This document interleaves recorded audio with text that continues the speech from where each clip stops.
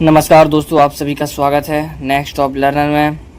तो आज हम देखेंगे क्लास 12th बायोलॉजी के वेरी इंपॉर्टेंट क्वेश्चन मानव जनन चैप्टर 2। अगर आप कक्षा 12वीं जीव विज्ञान बायोलॉजी की प्रिपरेशन कर रहे हैं, तो अगर आप बोर्ड एग्ज़ाम में 90 से अधिक अंक लाना चाहते हैं तो आप बिल्कुल सही वीडियो पर आए हैं। आज से हम शुरू कर रहे हैं क्लास 12th जीव विज्ञान की पूरी सीरीज, जिसमें से पहली वीडियो हमने अब पहले से अपलोड कर दी है चैप्टर 1, तो ये चैप्टर 2 है, जिसमें हम हर अध्याय को बहुत ही आसान भाषा में उसके इम्पोर्टेंट क्वेश्चन बताएंगे जो 100% NCERT से ही बनाते हैं, ठीक है, जिसके पेपर में आने के बहुत अधिक चांस होते हैं, ठीक है। इस वीडियो में हम जानेंगे मानव जनन के वेरी इंपॉर्टेंट क्वेश्चन जो पेपर में 100% फंसना ही फंसना है, एक नए क्वेश्चन। तो दोस्तों, यह अध्याय बोर्ड परीक्षा की दृष्टि से बहुत महत्वपूर्ण है।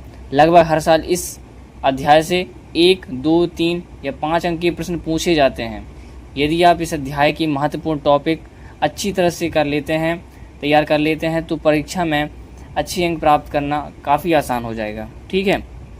इस वीडियो में आपको केवल वही प्रश्न और टॉपिक्स बताऊंगा जो परीक्षा में बार पूछे जाते हैं। हर प्रश्न का उत्तर आसान भाषा में नेक्स्ट वीडियो में बताऊंगा, बाकी अभी इम्पोर्टेंट क्वेश्चन, ठीक है। तो चलिए शुरू करते हैं। अगर आप चैनल पे नए हों तो चैनल को सब्सक्राइब कर लीजिए और बेल आइकन को प्रेस कर लीजिए ताकि आपको नेक्स्ट वीडियो की जानकारी मिल सके। तो चलिए शुरू करते हैं। आज का टॉपिक क्या है? मानव जनन। इम्पोर्टेंट क्वेश्चन क्या है इनके? वृषण व अंडाशय के दो कार्य लिखिए। ये क्वेश्चन पेपर में अक्सर बहुत बार पूछा गया है, इसलिए आप इसको कंप्लीट कर लेना, ठीक है। इसके बाद पुरुषों में वृषण उदर गुहा के बाहर स्थित होते हैं क्यों? ये भी क्वेश्चन 2 से 3 नंबर में पूछा गया है।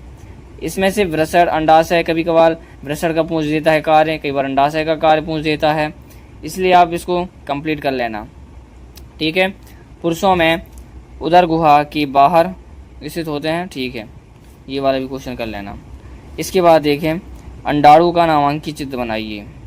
अंडाणु का नामांकित चित्र बनाइए और शुक्राणु की संरचना को सचित्र समझाइए। अंडाणु और शुक्राणु को दोनों को सचित्र वर्णन आप देख लेना, बार प्रैक्टिस कर लेना ताकि बन जाएगा। ये 4 नंबर का पूछा ही जाता है क्वेश्चन, ठीक है, 4 नंबर में पक्का ही आता है इस चैप्टर से 4 नंबर का, इसलिए आप बिल्कुल कंप्लीट ही कर लेना, ठीक है।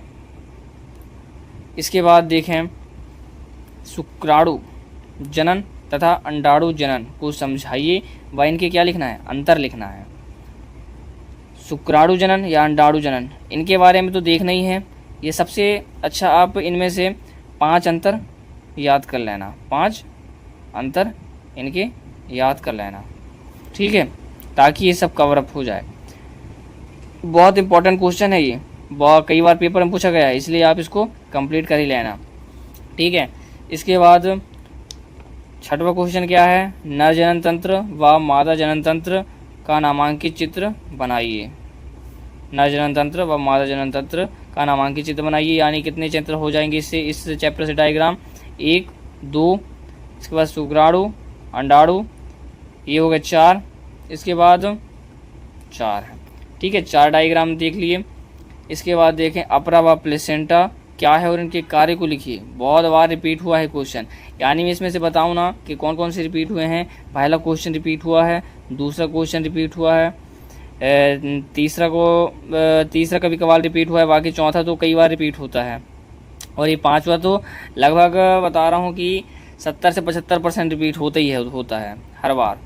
और इसमें से अब कंप्लीट कर लेना। कोई भी पूछ देता है मादा जनन तंत्र, नर जनन तंत्र दे देता है, ठीक है, ये भी बहुत रिपीट हुआ है। और ये भी रिपीटेड क्वेश्चन है, प्लेसेंटा क्या है उसके कार्य, इसलिए आप इसको भी कंप्लीट कर लेना। वेरी इंपॉर्टेंट क्वेश्चन है, आप इनको बिल्कुल मत छोड़ना। इसके बाद वृषण व अंडाशय की संरचना का नामांकित चित्र बनाइए। बहुत सरल डायग्राम है, आप देख लेना। इस चैप्टर से अधिकतर डायग्राम ही पूछा जाता है और अंतर पूछा जाता है, मतलब जितना क्वेश्चन बता रहा हूँ अगर उतना कर लिए ना तो इस चैप्टर से आपके अच्छी खासे नंबर आ जाएंगे, ठीक है।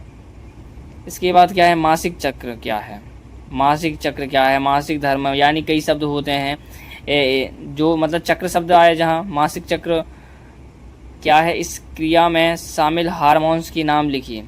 ठीक है, इस क्वेश्चन को भी कर लेना, ये 3 नंबर का पूछा ही जाता है, इसलिए आप इसको कंप्लीट कर लेना। इसके बाद प्रसव क्या है इस क्रिया में शामिल हार्मोन्स के नाम लिखिए।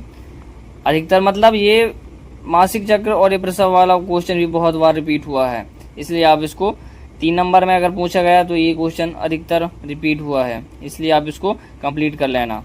इसके बाद वेरी इंपॉर्टेंट जो 4 नंबर का सीधे एग्ज़ाम में पटक देता है, कौन सा है, हमारे समाज में लड़कियों को जन्म देने का दोष महिलाओं को दिया जाता है, बताइए कि यह क्यों सही नहीं है। ये क्वेश्चन भी बहुत बार पूछा गया है पेपर में। यानी कुल मिला के अगर बात करूँ इस चैप्टर से, सभी क्वेश्चन जितने क्वेश्चन बताया हूँ सभी क्वेश्चन बार रिपीट हुए हैं। अगर आपको इस चैप्टर में, ठीक है, 100 मार्क्स मतलब 100 में 100 ही करना है, ये पूरा करके ही आना है इस चैप्टर से, तो आप जितने भी क्वेश्चन बताया हूँ, ठीक है, कितने क्वेश्चन है, लगभग 11 क्वेश्चन है, ये तो कम क्वेश्चन है, बाकी मैं इसमें से सिलेक्टेड क्वेश्चन लाया हूँ इसलिए इसमें कम है। तो आप जो 11 क्वेश्चन है इसमें से अगर कर लेते हैं तो आप निश्चित ही इस चैप्टर के जो सब्जेक्टिव क्वेश्चन आते हैं, थ्योरेटिकल मतलब थ्योरी वाला क्वेश्चन आता है, वो क्वेश्चन आप कंप्लीट कर लोगे। और इसमें से कई ऑब्जेक्टिव भी पूछ दिया जाता है ये थ्योरी वाले क्वेश्चन से, इसलिए आप इन सभी को कंप्लीट कर लेना। ठीक है, तो आज की वीडियो में इतना ही था इम्पॉर्टेंट क्वेश्चन। अगर आपको वीडियो पसंद आया हो तो चैनल को सब्सक्राइब कीजिए, लाइक कीजिए, कमेंट कीजिए, जो भी डाउट हो कमेंट कीजिए, और जिस टॉपिक पे वीडियो चाहिए उस टॉपिक पे कमेंट कीजिए तो मैं उस टॉपिक पे वीडियो लाऊं। और ऐसे ही सीरीज़ आते रहेंगे। पहला चैप्टर हमने कंप्लीट करवा दिया बायोलॉजी का, सेकंड चैप्टर मानव जनन, ये वीडियो भी कंप्लीट हुआ। अब थर्ड चैप्टर आते रहेंगे वीडियो लगातार, आप चैनल पे बने रहे। फिजिक्स का भी आता रहता है, फिजिक्स का भी वीडियो डल चुके हैं, मानव मतलब बायोलॉजी का भी डल चुके हैं। आप चैनल पे बने रहें, सब्सक्राइब कीजिए, लाइक कीजिए और सपोर्ट कीजिए। धन्यवाद।